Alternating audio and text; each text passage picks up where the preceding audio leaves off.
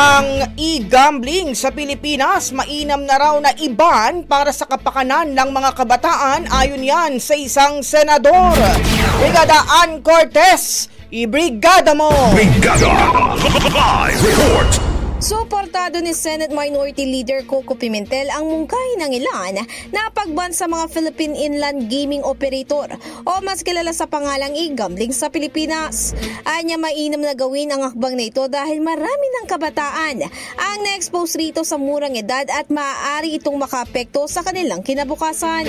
Dagdag pa niya, bilang uso na ang mga e-wallets, mas madali na rin maka-access ang sinuman sa online gambling kaya wala ng kontrol ang gobyerno sa kung sino man ang nakakapaglaro nito.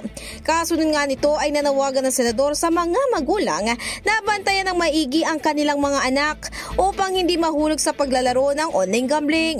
Maliban pa roon, umapela rin siya sa Department of Education na patuloy na paalalahanan ang mga estudyante tungkol sa panganib na dala ng pagsusugal.